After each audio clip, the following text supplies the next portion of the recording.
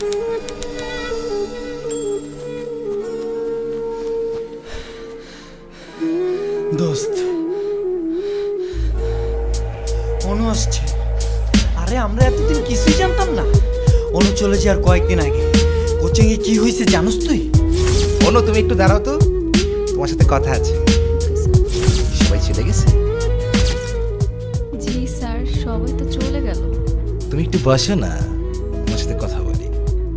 তোমার তো খোঁজই পাওয়া যায় না। তুমি তো ভালো কোথাও পড়ার স্বপ্ন দেখো, তাই তো? জি স্যার। আমি জানি তুমি খুবই ভালো স্টুডেন্ট, কিন্তু আজকাল ভালো স্টুডেন্ট দিয়ে কোনো কিছুই হয় না। এরকম ভালো স্টুডেন্ট ঘরে ঘরে অনেক পড়ে আছে, তোমার কোনো আইডিয়াও নাই। আমি চাইলে কিন্তু তোমার হেল্প করতে পারি। স্যার সত্যি thank you so much sir. তুমি তো জানোই আমি ইউনিভার্সিটি চ্যারিটির সাথে কানেক্টেড। আমি সুপারিশ করে দিলে তোমার অ্যাডমিশন হয়ে যাবে, তোমার স্কলারশিপ হয়ে যাবে, তুমি যেটা চাপা সেটাই হয়ে যাবে। তুমি যা যা বলবা সব হবে, যদি তুমি আমাকে একটু হেল্প করো। ঠিক বুঝলাম না স্যার। না বুঝার তো কিছু নাই, তোমার থেকে আমার বয়সের পার্থক্য তো তেমন একটা বেশি না।